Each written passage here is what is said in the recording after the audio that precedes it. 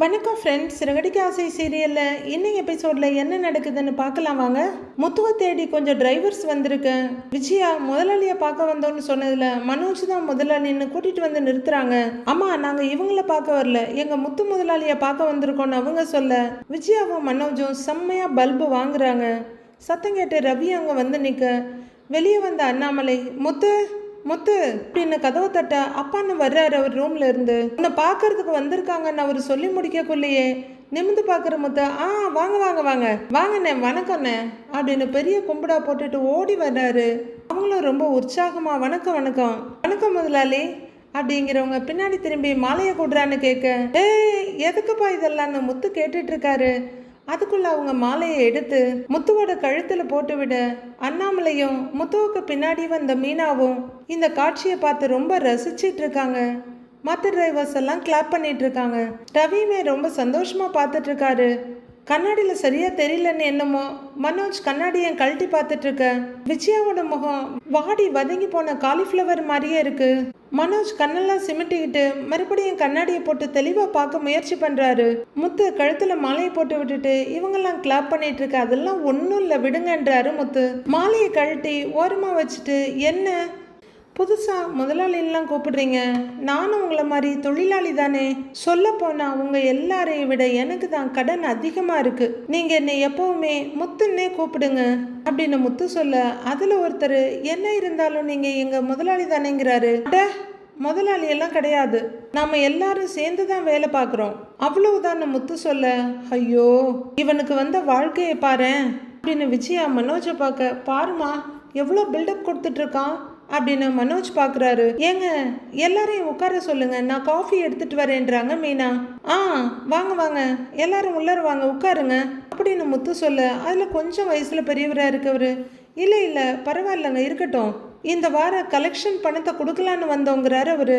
2 மாசமாவே வேலை இல்லாம இருந்தோம், எங்க நேரமோ என்னமோ வண்டி வேற அமையல, உங்க புண்ணியத்துல எங்க எல்லாருக்கும் பொழப்பு நடக்குது அப்படின்னு அவரு சொல்ல அண்ணே நான் மறுபடியும் சொல்றேன், உங்களால தான் ஏன் பொழப்பு நடக்குது, எனக்கே ஏகப்பட்ட கடன் இருக்குது, நீங்க எல்லாரும் இருக்கீங்கன்ற நம்பிக்கையில தான் நான் இருக்கிறேன் அப்படின்னு முத்து ரொம்பவே பாசமா சொல்லிட்டு இருக்க அண்ணாமலையும் மீனாவும் நிறைவான புன்னகையோட பார்த்துட்டு இருக்காங்க. ரவியும் அதை புன்னகை முகமா பார்த்துட்டு இருக்க விஜயாவுக்கும் மனோஜுக்கும் தான் பயங்கர எரிச்சலும் போரா இருக்கு. இன்னொருத்தர் நீங்க எப்பவும் நல்லா இருக்கணும்னே, எப்பவுமே நீங்க மட்டும்தான் சம்பாதிக்கணும்னு நினைக்காம உங்களை சுத்தி இருக்கவங்களும் சம்பாதிக்கணும்னு நினைக்கிறீங்க பாத்தீங்களா, அதானே பெரிய விஷயம். அதனால நீங்க நல்லா இருந்தா நாங்களும் நல்லா இருப்போனே அப்படின்னு அவர் சொல்றாரு. உடனே முதலாளி அப்படின்னு ஒருத்தர் கோஷம் போட மற்றவங்க வாழ்கன்னு கோஷம் போட்டுட்டு இருக்காங்க. ஐயோ சாமிங்களா இதை விடுங்கடா, எதுக்கு எடுத்தாலும் ஒரு கோஷம் போட்டுக்கிட்டு அவங்க அதே மாதிரி கோஷம் போட்டுட்டு இருக்க அண்ணாமலையும் மீனாவும் ஒருத்தர் பார்த்து சந்தோஷமா சிரிச்சுக்கிறாங்க. மற்றவங்க யாரு விஜயாவும் மனோஜும் தான் பயங்கர கடுப்போடு நிற்கிறாங்க. என்னம்மா வீட்லேயே கட்சி கூட்டம் நடத்த ஆரம்பிச்சிருவாங்க போல இருக்கு, வீடா இல்லை இது கட்சி ஆஃபீஸா அப்படிங்கிற மாதிரி மனோஜ் விஜயாவை பார்க்க நானும் என்னடா சொல்ல முடியும், வீட்டை அவன் மீட்டு கொடுத்துருக்குறான், வேற வழியில சகிச்சுக்க வேண்டியதான்ற மாதிரி நிக்கிறாங்க. அண்ணே அண்ணே அண்ணே இருங்கண்ணேன்னு முத்து சொல்லிட்டு இருக்க இன்னொருத்தர் முதலாளி கோஷத்தை விடாம கண்டினியூ பண்ணிட்டு இருக்காரு. நிறுத்துங்கப்பா, இந்த வாழ்க ஒழிகன்றத நாம விடவே மாட்டோமா, மற்றவங்களை வாழ சொல்லி கோஷம் போடுறத விட்டுட்டு நாம நம்ம வாழ்க்கைய வாழ பார்க்கணும் அப்படின்னு முத்து ஒருத்தரோட தோல்ல கைய வச்சு சொல்லிட்டு இருக்க முத்து உங்ககிட்ட வேலை பார்க்குறவங்க நீ நல்லா இருக்கணும்னு நினைக்கிறாங்கன்னா அவங்கள நீ நல்லா பார்த்துக்கிறேன்னு அர்த்தம் அப்படின்னு அண்ணாமலை சொல்ல சரியா சொன்னீங்க ஐயா, முத்து மாதிரி ஒரு முதலாளி அவ்வளோ சீக்கிரம் யாருக்குமே கிடைக்க மாட்டாங்க ஐயா அப்படின்னு இன்னொருத்தர் சொல்லிட்டு இருக்க அட ஏன்பா நீ வேற, எனக்கு தேவை இருந்தது, உங்க எல்லாருக்கும் வேலை தேவைப்பட்டது, நீங்க இந்த வேலையை நல்லா செய்றீங்க அவ்வளவுதான், இந்த மாதிரிலாம் இனிமே கோஷம் போடாதீங்க அப்படின்னு முத்து சொல்ல ரவி ரொம்ப பெருமையான சிரிப்போட நிற்கிறாரு. விஜயாவுக்கு பத்திக்கிட்டு எரியுது. அந்த கேங்க்ல கொஞ்சம் பெரியவராக இருக்கவர் ஒருத்தர் முத்து நீங்க ரெடி பண்ண கார் எல்லாமே பட்டையை கிளப்புதுங்கப்பா, நீங்க சொன்ன மாதிரி நாங்க கரெக்டா வண்டியை ஓட்டுறோம், கை நிறைய சம்பாதிக்கிறோம், இந்த ஒரு வாரத்துல மட்டும் ஒவ்வொருத்தரும் 100 சவாரி முடிச்சிருக்கிறோம், மொத்தம் 500 சவாரி, எல்லாம் உங்க கை ராசிங்க அப்படின்னு முத்துவோட கைய படக்குன்னு எடுக்கிறாரு.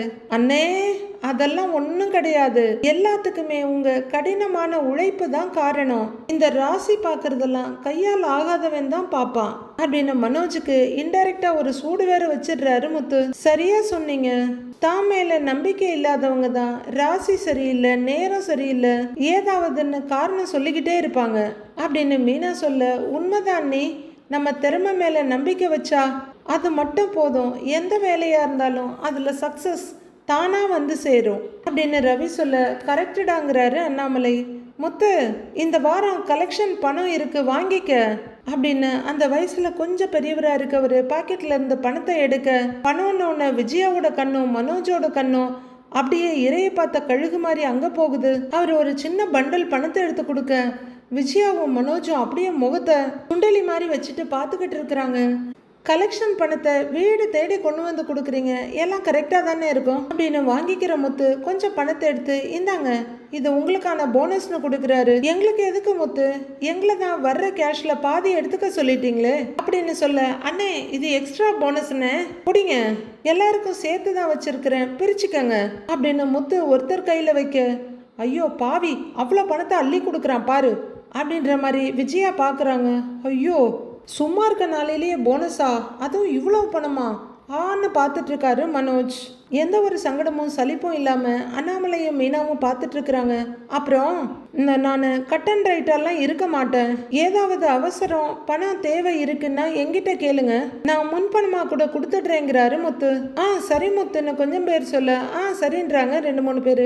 அதே மாதிரி நம்ம டார்கெட்டை நீங்க வாரம் முடிச்சிட்டிங்கன்னா நான் உங்களுக்கு வாரம் போனஸ் கொடுத்துட்றேங்கிறாரு முத்து. அவங்கெல்லாம் சரின்னு சந்தோஷமா தலையாட்ட, ரவியும் சிரிச்சுக்கிட்டே, பரவாயில்லடா முத்து, இங்கெல்லாம் ஒரு இடத்துல பல வருஷம் வேலை பார்த்தாலும் சம்பளத்தை தாண்டி எதுவுமே கிடைக்காது, நீ ஒரு வாரத்துல போனஸே கொடுக்குறியடா அப்படின்னு சின்ன சிரிப்பும் ஆச்சரியமா சொல்றாரு ரவி.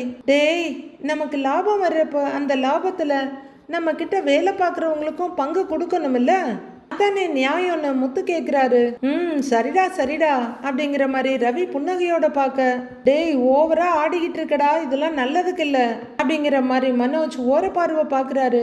ரொம்ப சந்தோஷம் முத்து, ஆனா முதல்ல நீ உன் கடனை அடைக்கணும், அதுதான் எங்க எல்லாருக்கும் முக்கியம் அப்படின்னு ஒருத்தர் சொல்றாரு. அண்ணாமலை கொஞ்சம் முன்னாடி வந்து, ரொம்ப சந்தோஷம்ப்பா, வேலை கொடுத்த முதலாளிய சில பேர் ஏமாத்தி சம்பாதிக்கணும்னு நினைப்பாங்க, முதலாளியோட கஷ்டத்தெல்லாம் பார்க்க மாட்டாங்க, ஆனா நீங்க முத்துவோட கடனை முதல்ல அடைக்கணும்னு நினைக்கிறீங்க பாருங்க, இந்த மாதிரி ஆளுங்கள்லாம் இவன் கூட இருக்கிறீங்கன்னு நினைக்கும் போது எனக்கு ரொம்ப சந்தோஷமா இருக்கு அப்படின்னு அண்ணாமலை சொல்றாரு. முத்து ரொம்ப நல்லவருங்க ஐயா, இப்படி ஒரு பிள்ளைய பெற்றதுக்கு நீங்க தான் ஐயா பெருமைப்படணும் அப்படின்னு அவர் சொல்ல, அண்ணாமலை கேட்டியா, நல்லா காது குளிர கேளு, எங்கேயாவது அடப்பு கிடப்பு இருந்தா எடுத்து விட்டுட்டாவது கேளுன்ற மாதிரி பாக்குறாரு விஜயாவை. எல்லாரும் உட்காருங்கண்ணே, காஃபியை போட்டு எடுத்துட்டு வரேன் அப்படின்னு மீனா சொல்ல, இல்லம்மா வேண்டாமா, நாங்க வரும்போது சாப்பிட்டுட்டு தான் வந்தோம், நாங்க கிளம்புறோம் அப்படின்னு ஒருத்தர் மீனா கிட்ட சொல்ல, சரி முத்து நாங்க கிளம்புறோம், சவாரிக்கு டைம் ஆச்சுன்றாரு இன்னொருத்தர். ஆமா முத்து கிளம்புறோன்றாங்க இன்னும் 2 பேரும். சரிங்கண்ணே, போயிட்டு வாங்க, பார்க்கலாண்ணே, பத்திரமா போங்கன்னு சொல்ல, வரோன்னு சொல்லிட்டு எல்லாரும் கிளம்புறாங்க. மீனா, இந்த மாச டியூவுக்கான பணத்தை எடுத்து வச்சுட்டு மீதி பணத்தெல்லாம் பத்திரமா வச்சிருன்னு மீனா கிட்ட கொடுக்குறாரு. மீனா உள்ளர போயிட பையன் தோல்ல அப்படியே தட்டிக்கிட்டு, முத்து உன்னை பார்க்கறதுக்கே எனக்கு அவ்வளவு பெருமையா இருக்குடா, ஒரு காலத்துல உன்னை படிக்காதவன்னு ஒதுக்கி வச்சாங்க, நீ இந்த அளவுக்கு முன்னேறுவன்னு யாருமே எதிர்பார்க்கல, ஆனா இப்ப நீ பல பேருக்கு வேலை கொடுத்து முதலாளியா இருக்கிற, இதுதான்டா வெற்றி அப்படின்னு அண்ணாமலை சொல்லிட்டு இருக்க. கூடவே வந்த ரவி அப்பான்னு கூப்பிடுறாரு. அப்படின்னு அண்ணாமலை திரும்ப, இதுக்கெல்லாம் காரணமே அண்ணி தான்ப்பா அப்படின்னு சொல்ல, கரெக்டுங்கிறாரு அண்ணாமலை. அப்ப மீனா பணத்தை உள்ளர வச்சுட்டு வெளியே வர்றாங்க. ரவி அவர் உழைப்புல அவர் கஷ்டப்பட்டு முன்னேறாரு, இதுல நான் என்ன பண்ணேன்னு கேக்குறாங்க. அண்ணி, நீங்க அவன் லைஃப்ல வந்ததுக்கு அப்புறம் தான் அவன் இந்த அளவுக்கு முன்னேறி இருக்கிறான் அப்படின்னு ரவி சொல்ல, தாங்க முடியலடா அப்படின்னு அம்மாவும் மகனும் ஒரே நேர்கோட்டில் நின்று பார்த்துட்டு இருக்காங்க. அம்மா, ரவி சொல்றது அம்மா சரி, முத்து எனக்கு மரியாதை கொடுத்தாலும் வாழ்க்கையில எந்த ஒரு பிடிப்பும் பொறுப்பும் இல்லாம தான் சுத்திக்கிட்டு இருந்தான், நீ வந்ததுக்கு அப்புறம் தான் அவனுக்கு பொறுப்பு வந்திருக்குது, படிப்படியா முன்னேறிக்கிட்டே இருக்கான் அப்படின்னு அண்ணாமலை சொல்ல, ஒரு மௌன புன்னகையோடு நிக்கிறாங்க மீனா. அப்பா, நீ சொன்னதை நான் முழுக்க ஒத்துக்கிறேன்ப்பா, மீனா என் கூட இருக்கிறதே எனக்கு பெரிய பலமா இருக்குப்பா, இவ்வளவு தூரம் நான் வந்ததே அவ கொடுத்த நம்பிக்கையால தான்ப்பா அப்படின்னு முத்துவும் சொல்ல 2 பேருக்கு மட்டும் ஷோ இங்க என்ன அந்த பூக்காரிக்கு பாராட்டு விழாவை நடத்துறீங்கன்ற மாதிரி பார்த்துக்கிட்டு இருக்காங்க. மாமா, அவரால் தான் நான் என் தொழிலில் இவ்வளவு தூரத்துக்கு வந்திருக்கேன், சங்கத்தில் ஒரு நல்ல பொறுப்புலையும் இருக்கேன் அப்படின்னு மீனா சொல்ல, எப்படியோ ஒருத்தர் விட்டு கொடுக்காம பேசிக்கிட்டு இருக்கிறீங்க அப்படின்னு ரவி சொல்ல, எல்லாரும் சின்ன சிரிப்போடு நிற்கிறாங்க. ஹஸ்பண்ட் அண்ட் ஒய்ஃப்னா அப்படிதான்டா இருக்கணும். ஏய் முத்து, நீங்கள் 2 பேருமே என்னைக்குமே இதே மாதிரியே இருக்கணும், அதுதான்டா என்னோட ஆசைங்கிறாரு. கண்டிப்பாப்பா அப்படின்னு முத்து சொல்ல, சரிடா அப்படின்னு ரவி அவங்க ரூம் பக்கம் திரும்புறாரு. அண்ணாமலை அவங்க ரூம் பக்கம் போறாரு. போற போக்குல 2 பேரும் நல்லா இருப்பீங்கன்னு மீனா கிட்ட சொல்லிட்டு போறாரு. ரவி வெளியே போயிட, அண்ணாமலை அவங்க ரூம்குள்ள போயிட, மீனாவும் முத்துவும் அந்த பக்கத்து ரூம்குள்ள போயிடுறாங்க. வெம்பி போன கத்திரிக்காய் மாதிரி முகத்தை வச்சுட்டு விஜயா சோஃபா கிட்ட வர, மனோஜும் கூடவே வந்து நிற்கிறாரு. டேய், என்னடா நடக்குதுங்க? கொஞ்ச நேரத்துல நானே வாயடிச்சு போயிட்டேங்கிறாங்க விஜயா. அம்மா, இவன் என்ன பெரிய டிரான்ஸ்போர்ட் கம்பெனியை வச்சிருக்கிறான், ரொம்ப ஓவரா தான் சீன் போடுறான். ஏன் ஷோரூம்ல கூட தான் நிறைய பேர் வேலை செய்யறாங்க, நானும் பெருசா பிசினஸ் பண்ணிக்கிட்டு தான் இருக்கேன், அதெல்லாம் அப்பா கண்ணுக்கு தெரியாதே அப்படின்னு மனோஜ் கோவமா சொல்லிட்டு இருக்க. ப்ரோ ப்ரோ அப்படின்னு கூப்பிட்டுக்கிட்டே சந்தோஷ் அறக்க பறக்க ஓடி வர்றாரு. வாங்க ப்ரோ. ஏன் ப்ரோ, என்னாச்சு அப்படின்னு மனோஜ் அவர்கிட்ட வர, உனக்கு கால் பண்ணினா எடுக்க மாட்டியா அப்படின்னு மொட்டை பாஸ் கேட்குறாரு. அப்படியா, ஃபோன் சார்ஜில் இருக்கு, நான் பார்க்கல. என்ன விஷயம், ஏன் டென்ஷனாக இருக்கீங்க அப்படின்னு மனோஜ் கேட்குறாரு. நம்ம டீலர் இப்போதான் ஃபோன் பண்ணாரு மனோஜ் அப்படின்னு மொட்டை பாஸ் சொல்ல, ஓ அதுக்குள்ள அடுத்த ஆர்டர் எப்போ எடுக்கிறீங்கன்னு கேட்க ஆரம்பிச்சிட்டாரா அப்படின்னு ரொம்ப பெருசாக சலிச்சுக்கிறாரு மனோஜ். அவர்கிட்ட ஒரே தொல்லையா போச்சு அப்படின்னு மனோஜ் சொல்ல, அதெல்லாம் இல்லை ப்ரோ, பழைய பாக்கியை செட்டில் பண்ணாதான் புதுசாக ஸ்டாக் தருவேன்னு சொல்லிட்டாரு. இன்னைக்கு நாம 3 டெலிவரி வேற பண்ணணும். நான் எவ்வளவோ ரெக்வஸ்ட் பண்ணி பார்த்துட்டேன், அவர் முடியவே முடியாதுன்னு சொல்லிட்டாரு அப்படின்னு மொட்டபாஸ் சொல்லிட்டு இருக்க. என்னடா மனோஜ், என்ன சொல்லிக்கிட்டு இருக்காரு இவரு அப்படின்னு விஜயா கொஞ்சம் முன்னாடி வந்து கேட்குறாங்க. எனக்கே ஒன்றும் புரியலம்மா, திடீர்னு அந்த டீலர் ஏன் இப்படி சொல்றாருன்னு எனக்கே தெரியல அப்படிங்கிறாரு மனோஜ். நாம் புது ஸ்டாக் வாங்காமல் கடையில் எந்த சேல்ஸும் நடக்க போகிறதில்ல, ஆல்ரெடி பிஸ்னஸ் வேற ரொம்ப டல்லாக போயிட்டுருக்கு அப்படின்னு மொட்டைப்பா சொல்லிட்டு இருக்க. மனோஜ், நீ பெரிய அறிவாளி, நிறைய படிச்சிருக்க, ஆனால் இப்போ நடக்கிறதெல்லாம் தலை கீழாக இருக்கேடா. சந்தோஷ் சொல்கிறத பார்த்தா உன் பிஸ்னஸே நடக்காது போல இருக்கே அப்படின்னு விஜயா படு டென்ஷனாக கேட்குறாங்க. எனக்கே என்ன பண்ணுறதுன்னு தெரியலம்மா, கொஞ்ச நாளாக இப்படி தான் இருக்குன்றாரு மனோஜ். விஜயா வேகமாக வந்து மனோஜோட கையை பிடிச்சி கொஞ்ச தூரம் இழுத்துட்டு வந்துட்டு, டேய் அறிவு கெட்டவனே, படிக்காத முத்து நிறைய சம்பாதிக்கிறான், பெரிய ஆளாயிட்டான், ஆனால் படித்த நீ இன்னும் தடுமாறிக்கிட்டே இருக்கிற, விட்றாதடா, நீ யாருன்னு அவங்களுக்கெல்லாம் காட்டணும், இந்த வீட்டில் எப்பவும் ஓன் கை தாண்டா ஓங்கி இருக்கணும் அப்படின்னு விஜயா சொல்ல, ஒன்னே ஒன்று செய்யலாம் மனோஜ், எப்போ பார்த்தாலும் கையை ஓங்கி தூக்கிட்டே அலையலாம், பாட்டி வளர்த்த அவனே அவ்வளவு பண்ணும்போது உன்னை நான் நிறைய நல்லா படிக்க வச்சிருக்கேன்டா, அப்ப நீ எவ்வளவு பெரிய ஆளா வந்திருக்கணும்னு யோசிச்சு பாருடான்னு டென்ஷனா கத்துறாங்க விஜயா. திங்க் பண்ணிட்டு தாம்மா இருக்கிறேன், ஆனா இப்ப எனக்கு டைமே சரியில்லைம்மா, எதுவுமே சரியா போக மாட்டேங்குதுமா அப்படின்னு மனோஜ் சொல்ல, சோ என்னடா இப்படி சொல்ற, ஏதாவது பண்ணுடாங்கிறாங்க விஜயா. ப்ரோ என்கிட்ட ஒரு ஐடியா இருக்குன்றாரு மொட்டை பாஸ். என்ன ஐடியா ப்ரோன்னு மனோஜ் வேகமா போய் கேட்குறாரு. எனக்கு தெரிஞ்ச நியூமராலஜி ஜோசியர் ஒருத்தர் இருக்காரு, இப்ப அவர் ஊர்ல இல்ல, ஆனா அவர் வந்த உடனேயே நான் உன்னை கூட்டிக்கிட்டு போறேன், அவரை நம்ம கூடவே வச்சுக்கிட்டா போதும், எப்பப்ப என்னென்ன செய்யணும்னு எல்லாத்தையுமே அவரே சொல்லிடுவாரு, அதை கேட்டு அப்படியே நடந்தா போதும், நம்ம பிசினஸ் நல்லா டெவலப் ஆயிருங்கிறாரு மொட்டை பாஸ். உடனே மனோஜ் கண்கள் மின்ன, அப்படியா ப்ரோ, அவர் எப்போ ஊர்ல இருந்து வர்றாருன்னு பாருங்க, எப்படியாவது பிஸ்னஸை டெவலப் பண்ணியே ஆகணுங்கிறாரு மனோஜ். நான் விசாரிச்சு சொல்றேன் ப்ரோ, நான் வர்றேன் அப்படின்னு மொட்டைபாஸ் கிளம்புறாரு. விஜயா நடந்துட்டு இருக்க, அவரும் காத்துல கணக்கு போட்டுட்டு அம்மா பின்னாடியே இப்படி அப்படி நடக்கிறாரு. சடக்குன்னு திரும்புற விஜயா, ஏண்டா நீ தான் நல்லா படிச்சிருக்கல்ல, புதுசா ஏதாவது ஐடியா யோசிக்க கூடாதான்னு கேக்குறாங்க. அப்படி இல்லைம்மா, கிளையன்ஸ் இல்லைன்னா என்ன ஐடியா பண்ணாலும் அது ஒர்க் அவுட் ஆகாது, சந்தோஷ் சொன்ன அந்த ஜோசியர் வரட்டும், அப்புறம் நான் பார்த்துக்கிறேன் அப்படின்ற மனோஜ் வெளியே கிளம்ப விஜயா யோசனையா நிற்கிறாங்க. மீனா கிச்சனில் வேலை பார்த்துட்டு இருக்க, அண்ணாமலை சோஃபாவில் உட்காந்துருக்காரு. விஜயா பார்வதியோட வீடியோவை பார்த்துக்கிட்டு இருக்காங்க. அதில் குட்டீஸ், இன்னைக்கு நான் இந்த வீடியோவை முடிக்க போகிறதுக்கு முன்னாடி உங்களுக்கு கொடுக்க போகிற டிப்ஸ் என்னென்னு தெரியுமா? நம்ம மூளை ஒரு பலூன் மாதிரி. நாம் படிக்க படிக்க அந்த பலூன்கிற மூளைக்குள்ள அறிவு நிரம்பி பெருசாகிக்கிட்டே போகும். நீங்க எவ்வளவு அதிகமா படிக்கிறீங்களோ அந்த அளவுக்கு பலூன் உயர்ந்து இந்த உலகத்தை பார்க்கலாம். அதனால நீங்க நிறைய படிக்கணும், சரியா? நாளைக்கு சந்திப்போம். பை குட்டீஸ் அப்படின்னு வீடியோவை முடிக்கிறாங்க பார்வதி. இதை விஜயா சின்சியரா பார்த்துட்டு இருக்காங்க. ஓகே, அப்ப டிராயர் ஷர்ட் போட்டுட்டு மனோஜ் ஸ்கூல் போறாருன்னு எதிர்பார்க்கலாம். அண்ணாமலை விஜயாவே வச்ச கண்ணு வாங்காம பார்த்துக்கிட்டு இருக்க. அங்க வர்ற முத்து அவரோட தோல்ல கைய வைக்க ஷூ அப்படின்னு தட்டி விடுறாரு. அவரும் மீனாவும் ஹாலில் வந்து நிற்க. அப்ப ரவியும் ஸ்ருதியும் வர்றாங்க. என்ன முத்து, சீக்கிரமே வந்துட்டியான்னு கேட்டுட்டே வர்றாரு அவரு. அப்படின்னு முத்து சொல்ல திரும்புற விஜயா, ரவி ஸ்ருதி இப்படி வாங்க வந்து உட்காருங்கன்னு சொல்ல, என்னம்மா சொல்லுங்கன்னு கேட்குறாரு ரவி. உட்காருன்னு சொல்ல ரவியும் ஸ்ருதியும் உட்காடுறாங்க. மனோஜும் மொபைலை பார்த்துக்கிட்டே அங்கே வர்றாரு. ஸ்ருதின்னு விஜயா கூப்பிட ஆன்டின்னு அவங்க பார்க்குறாங்க.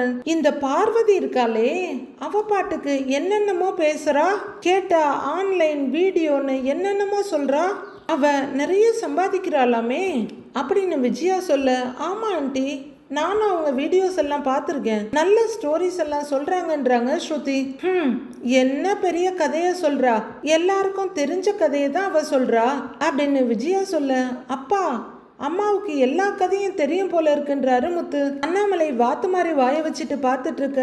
டேய், நீ சும்மா இருக்கியா? அம்மாவுக்கு தெரியாமலா நமக்கு சின்ன வயசுல கதை சொன்னாங்க அப்படின்னு மனோஜ் கேட்குறாரு. எனக்கு எங்கடா சொன்னாங்க, உனக்கு வேணும்னா சொல்லியிருப்பாங்க அப்படின்னு அவர் சொல்ல மீனா உடனே அவரை பரிதாபமா பார்க்குறாங்க. ஒரே விஷயத்த 100வது தடவை கேட்குறப்பையும் அதே ரியாக்ஷனை கொடுக்க மீனாவால் மட்டும்தான் முடியுங்க. டேய், முக்கியமான விஷயம் பேசும்போது இப்படிதான் தேவையில்லாத விஷயமெல்லாம் பேசுவீங்களா அப்படிங்கிற விஜயா. இதை பாரு ஸ்ருதி, பார்வதி போடுற வீடியோவுக்கெல்லாம் நிறைய காசு சம்பாதிக்கிறாளாம். அவளே சம்பாதிக்கும் போது நான் சம்பாதிக்க கூடாதா அப்படின்னு யாரோ இவங்க கைய காலை பிடிச்சி கட்டிக்கிட்டு நீங்க போக கூடாது, சம்பாதிக்க கூடாதுன்னு சொன்ன மாதிரி பில்டப் கொடுக்குற விஜயா, நான் அவளை விட பெரிய திறமைசாலி அப்படின்றாங்க விஜயா. ஆமா ஆண்டி, நீங்க பெரிய டேலண்டட் பர்சன் தான், உங்ககிட்ட நிறைய ஸ்கில்ஸ் இருக்குன்னு ஸ்ருதி சொல்ல, அப்படின்னு அவங்க சேர்ல நிமிர்ந்து உட்கார்றாங்க விஜயா. திறமை இருக்கிறது முக்கியம் இல்லம்மா, அதை கரெக்டா பயன்படுத்தணும் அப்படிங்கிறாரு அண்ணாமலை. அதை வச்சுதான் நானும் சம்பாதிக்கலான்னு பாக்குறேன் ஸ்ருதி. இந்த மாதிரி வீடியோ போடுறதுனால அவளுக்கு எப்படி பணம் வருது அதை சொல்லுங்கிறாங்க விஜயா. ஆண்டி, உங்களுக்கு சோஷியல் மீடியாவில் பெரிய ஆள் ஆகணும்னு ஆசை வந்துருச்சா அப்படின்னு ஸ்ருதி கேட்க, ஆமா, பின்ன என் திறமைக்கு நான் ஆகக்கூடாதா அப்படிங்கிறாங்க விஜயா. முன்னெல்லாம் சினிமாவில் நடிக்கிறவங்க தான் பெரிய பெரிய ஆள் ஆகுவாங்க, இப்பெல்லாம் இந்த மாதிரி ஃபோனில் பாப்புலர் ஆகுறவங்க தான் பெரிய ஆள் ஆகுறாங்கப்பா அப்படின்னு முத்து சொல்ல, அதென்னமோ உண்மைதான்டா முத்து, ஃபோன்லேயே இப்பெல்லாம் எல்லா விஷயத்தையும் சாதிக்கிறாங்களேன்னு அண்ணாமலை சொல்ல, அப்படிங்கிறாரு முத்து. மீனா வாய மூடிட்டு இருக்காம முந்திரி கொட்டையாட்டம், அத்தை பார்வதி ஆண்டி கதை சொல்றாங்க, அது பிள்ளைங்களுக்கு பிடிச்சிருக்கு, நீங்க என்ன பண்ண போறீங்கன்னு கேக்குறாங்க.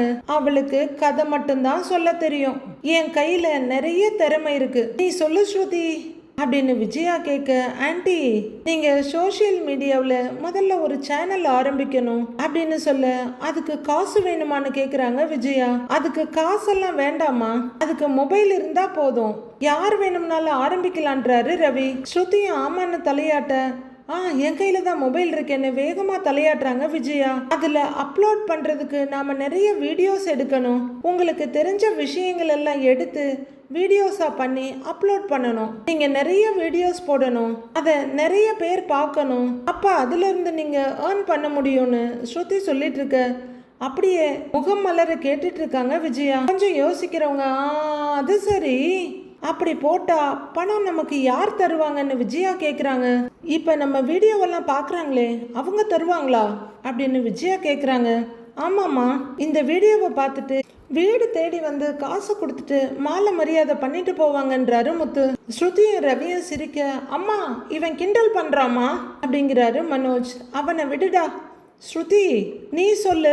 அப்போ ஃபோன்ல தானா காசு வந்து விழுந்துருமான்னு விஜயா கேட்குறாங்க. ஆண்டி அதுக்குன்னு சில ரூல்ஸ் இருக்கு ஆண்டி. முதல்ல உங்க சேனலுக்கு 1000 ஃபாலோவர்ஸ் சப்ஸ்கிரைப் பண்ணணும். நீங்க போடுற வீடியோஸை மொத்தம் 4000 ஹவர்ஸ் பார்த்துருக்கணும் அப்படின்னு ஸ்ருதி சொல்ல, அது எப்படிமா ஒரு ஆள் உட்காந்து அவ்வளோ நேரம் பார்க்க முடியுமா அப்படின்னு விஜயா கேட்க, அம்மா ஒரு ஆள் பார்க்கறது இல்லைங்கிறாரு அவரு. அப்படின்னு விஜயா கேட்டுட்டு இருக்க, மொத்தமாக சோஷியல் மீடியாவில் இருக்க எல்லாரும் சேர்ந்து பார்க்கறதுல 4000 ஹவர்ஸ் வரணும் அப்படின்னு ரவி சொல்ல, கொஞ்சம் யோசிக்கிற விஜயா, டேய் இதெல்லாம் நாம கணக்கு வச்சுக்கவாடா முடியும்னு கேட்குறாங்க. யார் யாரெல்லாமோ பார்ப்பாங்க, அதை நாம் என்ன கேட்டு தெரிஞ்சுக்க முடியுமா யார் எவ்வளோ நேரம் பார்த்துருக்கீங்கன்னு அப்படின்னு விஜயா கேட்க, உங்கள் வீடியோவை யார் பார்த்தாலும் அது சேனல் அக்கௌண்ட்ல வந்துடும், அதை நீங்கள் கவுண்ட் பண்ண தேவையில்லை அப்படின்னு ஸ்ருதி சொல்ல, சரி நீ சொல்ற மாதிரி எல்லாரும் சேர்ந்து 4000 மணி நேரம் பார்த்தா அப்படின்னு விஜயா கேட்குறாங்க. ஆண்டி 1000 சப்ஸ்கிரைபர்ஸ் 4000 ஹவர்ஸ் பார்த்துருக்காங்கன்னா உங்க வீடியோஸ்க்கு நடுவில் அவங்க விளம்பரம் போடுவாங்க, அதுல இருந்து உங்க அக்கௌண்ட்டுக்கு பணம் வருன்றாங்க ஸ்ருதி. ஓ அப்படியா, இதுல இவ்வளோ விஷயம் இருக்கா? சரி ஸ்ருதி, எனக்கு ஒரு சேனல் ஆரம்பிச்சு கூட அப்படின்னு விஜயா கேட்க, சரி ஆண்டி நான் ஆரம்பிச்சு தரேன், ஆனா ஒண்ணுங்கிறாங்க அவங்க, வீடியோவை நீங்க யாரையும் திட்டி எல்லாம் போடக்கூடாதுன்றாங்க ஸ்ருதி. ஐயோ அது எப்படி, அம்மாவால யாரையும் திட்டாம இருக்க முடியாதுங்கிறாரு முத்து. வேணும்னா திட்டுறதுக்குன்னு ஒரு சேனல் ஓபன் பண்ணி கொடு, அம்மா தினமும் மீனாவை திட்டுறாங்கல்ல அதை எடுத்து போட்டாலே போதும், லைக் ஷேர்ஸ் எல்லாம் பிச்சு கொன்றாரு முத்து. என்னடி நான் உன்னை திட்டுறேன்னு நீ உன் புருஷன்கிட்ட சொன்னியா அப்படின்னு விஜயா மீனா கிட்ட பாயிறாங்க.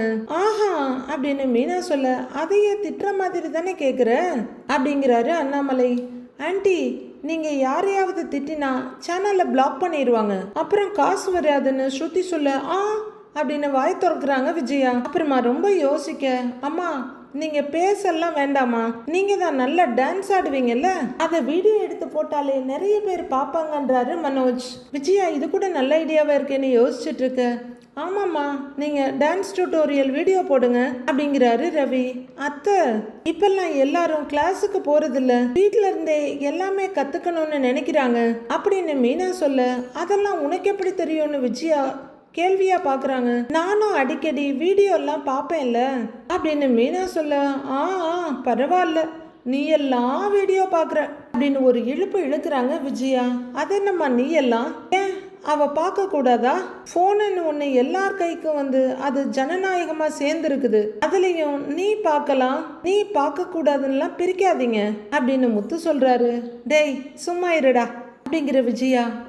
ஸ்ருதி ஏதோ 30 செகண்ட் வீடியோ எல்லாம் வருதாமே அப்படின்னு விஜயா கேட்க, அம்மா அது ரீல்ஸ் மாதிரி, அதுவும் சோஷியல் மீடியாவில் பண்ணலாம் அப்படின்னு ரவி சொல்ல, ஆஹா அப்படின்னு சீரியஸா கேட்டுட்டு இருக்காங்க விஜயா. அதுல எப்படிதான் சம்பாதிப்பாங்க அப்படின்னு விஜயா சம்பாதிக்கிறதுலயே குறியா கேட்க, அதுல உங்களுக்கு நிறைய ஃபாலோவர்ஸ் வந்தா நிறைய டெக்ஸ்டைல்ஸ் காஸ்மெட்டிக் கம்பெனியில இருந்தெல்லாம் அவங்க ப்ராடக்ட்ஸை விளம்பரப்படுத்துவாங்க, நம்ம ஏரியாவில் இருக்க கடைங்கெல்லாம் கூட விளம்பரத்தில் வரும் ஆண்டி, அதுல நிறைய காசு வரும் ஆண்டி அப்படின்னு ஸ்ருதி சொல்ல, மற்றது எதுவும் காதுல விழுதோ இல்லையோ காசுன்றது நல்லா விழ, ஓ இவ்வளோ இருக்குதான்னு கேட்டுக்கிறாங்க விஜயா.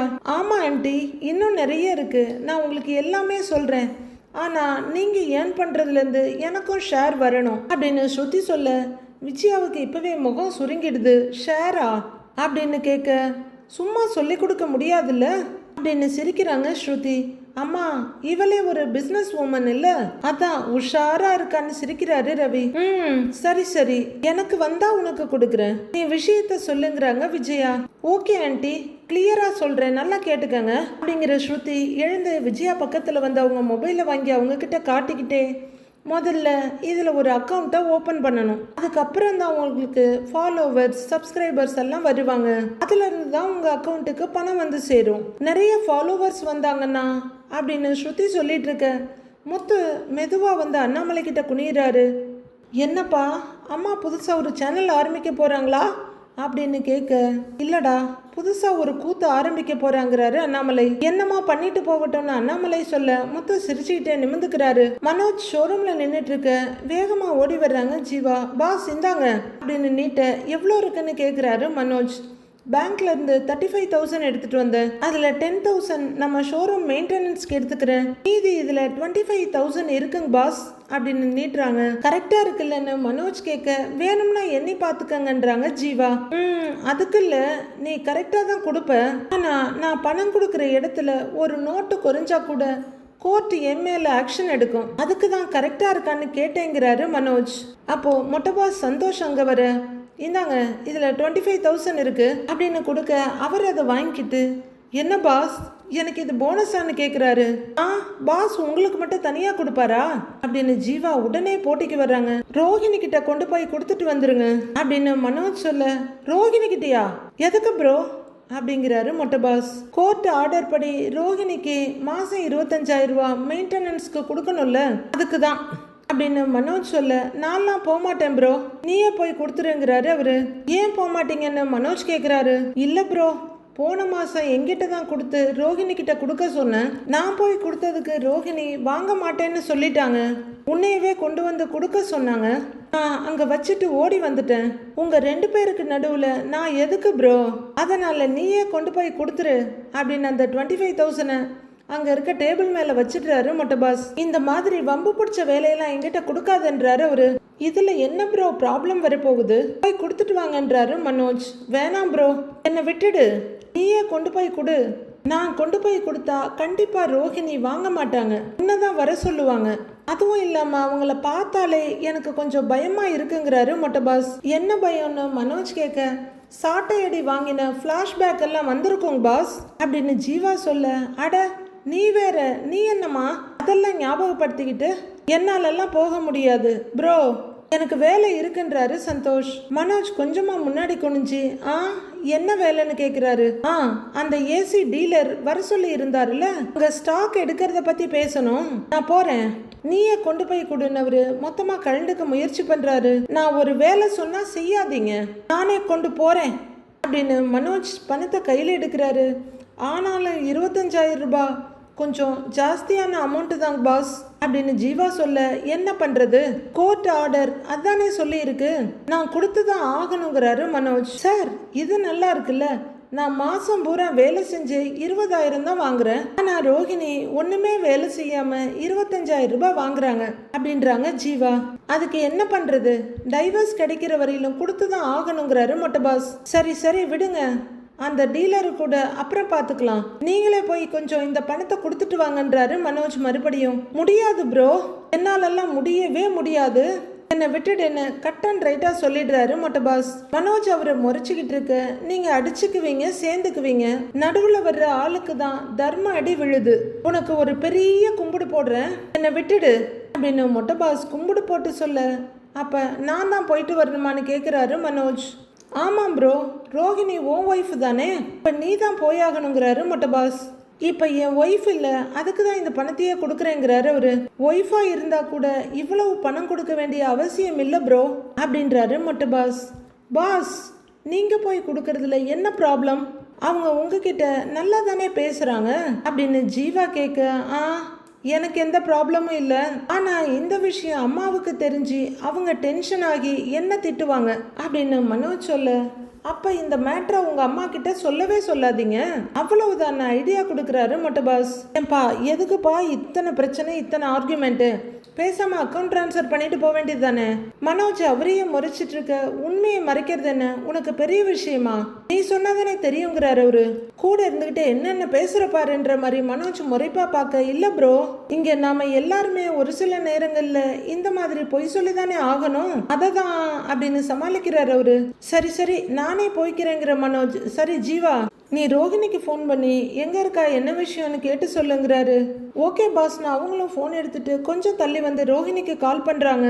ரோஹிணி ரோட்ல நடந்துட்டு இருக்கவங்க கால் அட்டன் பண்ணி, சொல்லு ஜீவா பிசினஸ்லாம் எப்படி போயிட்டு இருக்குன்னு கேக்குறாங்க. நல்லா போயிட்டு இருக்குங்க மேம், இப்போதான் பேங்க்குக்கு போய் கேஷை வித்ட்ரா பண்ணிட்டு வந்தேன் அப்படின்னு ஜீவா சொல்ல, சார் என்ன அங்கதான் இருக்காரான்னு ரோஹிணி கேக்குறாங்க. ஆமாங்க மேடம் அப்படின்னு ஜீவா சொல்ல, ஓ இப்ப அவரால் ஃபோன் பண்ண முடியாது, என்கிட்ட பேசுறதுக்கு கூட அவருக்கு பிஏ தேவைப்படுது அப்படின்னு ரோகிணி சொல்ல, சாரிங்க மேடம், பாஸ் கொஞ்சம் வேலையா இருக்காரு, அதான் என்ன கால் பண்ண சொன்னாருன்றாங்க ஜீவா. சரி, என்ன விஷயம் சொல்லுங்கிறாங்க ரோகிணி. நீங்க எங்க இருக்கீங்கன்னு கேட்க சொன்னாருங்க மேடம் அப்படின்னு ஜீவா சொல்ல, டக்குன்னு யோசிச்சுட்டு குழம்பி போற ரோகிணி, ஏன் எதுக்குன்னு கேட்குறாங்க. உங்களுக்கு பணம் கொடுக்கணுமா, அதுக்காக உங்களை மீட் பண்ண வர்றேன்னு சொல்கிறாரு அப்படின்னு ஜீவா சொல்ல, ஓ, நான் இப்போ பார்லருக்கு வேலையாக போகிறேன், நான் வர்றதுக்கு லேட் ஆகும், நாளைக்கு ஓகே, நான் என் வீட்டு லொக்கேஷன் உனக்கு ஷேர் பண்ணுறேன், உங்கள் பாஸை வர சொல்லுன்றாங்க ரோஹிணி. ஓகேங்க மேடம் அப்படின்னு கொஞ்சம் பயமா படபடப்புமா ஃபோனை வைக்கிறாங்க ஜீவா. கொஞ்ச நேரம் அங்கேயே நின்று யோசிக்கிற ரோஹிணி மறுபடியும் நடக்க ஆரம்பிக்கிறாங்க. ஜீவா மனோஜ் கிட்ட வந்து, பாஸ், ரோஹிணி அவங்க வீட்டோட லொக்கேஷன் அனுப்புறாங்களாம், உங்களை நாளைக்கு அங்க வர சொன்னாங்க, இன்னைக்கு ஏதோ வேலை இருக்கான் அப்படின்னு சொல்லிட்டு ஜீவா அங்கிருந்து போயிடுறாங்க. அப்புறம் என்ன ப்ரோ, நாளைக்கு ரோஹிணி வீட்டுக்கு போயிட்டு வாங்க அப்படின்னு மொட்டை பாஸ் கொஞ்சம் பக்கமா வந்து சொல்ல, அதான் நீங்க போக மாட்டேன்னு சொல்லிட்டீங்கல்ல, நான் பாத்துக்கிறேன், நீங்க போய் வேலையை பாருங்க அப்படின்னு மனோஜ் எரிஞ்சு விழ அவர் அங்கிருந்து கிளம்பிடுறாரு. வீட்டுக்கு போலாமா, அம்மாவுக்கு எப்படியாவது தெரிஞ்சிருமான்னு யோசிச்சுட்டே நிற்கிறாரு மனோஜ். நைட் ஆகுது. மீனா ஒரு இடத்துல உட்காந்து பூ கட்டிக்கிட்டு இருக்க. என்ன மீனா, மேல உட்காந்து கட்ட வேண்டியதுதானேன்னு ரூம்குள்ள வர்ற முத்து கேக்குறாரு. கட்டில்ல உட்காந்து எப்படிங்க கட்ட முடியும்ன்றாங்க மீனா. அதுவும் கரெக்டு தான், கட்டில்ல உட்காந்தா நான் தான் உன்னை கட்ட முடியும் அப்படின்னு சொல்லிக்கிட்டு அப்படியே ஜாலியா பக்கத்துல வந்து உட்காந்துட்டு கட்டி பிடிக்க போறாரு முத்து. ஏங்க அப்படின்னு மீனா மிரட்டலா சொல்ல, முத்து கையை மடிக்கிட்டு பேசாம உட்கார்றாரு. எப்பவும் கட்டுற அதே செவ்வந்தி பூவை தான் கட்டிட்டு இருக்காங்க. இதை தவிர இந்த மல்லிகை, ஜாதி மல்லி, முல்லை இந்த மாதிரி எந்த பூவையும் இதுவரையிலும் பார்த்ததே இல்லை. ஏங்க, அத்தை கிட்ட ஸ்ருதி வீடியோ போட்டு காசு சம்பாதிக்கிறத பற்றிலாம் சொன்னாங்கல்ல, கேட்டிங்களா அப்படின்னு மீனா கேட்க, கேட்டுக்கிட்டு தானே இருந்தேங்கிறாரு முத்து. பார்வதி அத்தை வீடியோ போட்டு ஃபேமஸ் ஆயிட்டாங்கல்ல, அதான் அம்மாவுக்கும் ஃபேமஸ் ஆகணும்னு ஆசை வந்துருச்சு போல இருக்கு அப்படிங்கிறாரு முத்து. ஆனால் அத்தைக்கு அதில் எவ்வளவு ஆர்வம் பார்த்தீங்களா, என்ன ஏதுன்னு சொல்லி எப்படி விசாரிச்சீங்க பார்த்தீங்கல்ல அப்படின்னு மீனா கேட்க, நானும் கவனிச்சேன், அம்மா சின்ன வயசுல இருந்தே டான்ஸ் நல்லா ஆடுவாங்க, இப்போ அதை வீடியோவா போட்டு காசு சம்பாதிக்கலான்னு பார்க்குறாங்க, நல்ல விஷயம்தான், அவங்களுக்கு என்ன வருமோ அதை பண்ணணும்னு நினைக்கிறாங்கல்ல, அதில் அம்மா ஃபேமஸ் ஆனாங்கன்னா எனக்கு ரொம்ப சந்தோஷங்கிறாரு முத்து. முத்து சொன்னதை கேட்டு மீனா ரொம்பவே பெருமையும் சந்தோஷமா பார்க்குறாங்க. அவங்க ஏதோ ஐடியா பண்ணிட்டாங்க போல இருக்கு. அவங்க எதுவும் வீடியோ போட போகிறாங்களா என்னன்னு பொறுத்திருந்து பார்க்கலாம் ஃப்ரெண்ட்ஸ். மண்டே ப்ரோமோவில் ஒரு இடத்துல ஒரு ஆம்புலன்ஸ் வந்து சரக்குன்னு நிற்கிது. அதில் இருந்து முத்துவும் சத்யாவும் ப்ளூ கலர் யூனிஃபார்ம் போட்டுக்கிட்டு கீழே இறங்க டாக்டர் கெட்டப்ல மீனா இறங்குறாங்க. முத்து ஒரு வீல் சேரை தள்ளிக்கிட்டு வர்றாரு. அவங்க 3 பேரும் ஒரு ரூம்குள்ளே போகிறாங்க. அங்கே பெட்டில் ரேகா படுத்திருக்காங்க. ரேகா அப்படின்னு சத்யா கூப்பிட, சத்யா அப்படின்னு கூப்பிட்டுக்கிட்டே ரேகா சத்யாவை எழுந்து ஹக் பண்ணிக்கிறாங்க. சத்யா, முத்து, மீனா 3 பேருமே முகத்துல மாஸ்க் போட்டிருக்காங்க. அவங்க 2 பேரும் ஹக் பண்ணிட்டு இருக்க ரொம்பவே வெக்கப்படுற முத்து வீல் சேரை பிடிச்சிட்டு ஒரு பக்கம் திரும்பிக்க மீனாவும் திரும்பி நிக்கிறாங்க. பெட்ல படுத்திருந்து எழுந்து உட்கார்ந்துருந்த ரேகாவை சத்யா ஹக் பண்ணிட்டு இருக்க. அப்போ ஹாஸ்பிட்டலுக்குள்ள மிஸ்டர் மூர்த்தி 2 அல்லக்கைங்களோட வந்துகிட்டு இருக்காரு. இப்போ அடுத்த வாரம் சத்யாவின் கல்யாண வாரமாக இருக்கும் என்று கருதப்படுகிறது. என்ன நடக்குதுன்னு பொறுத்திருந்து பார்க்கலாம் friends. Have a happy weekend. Thank you.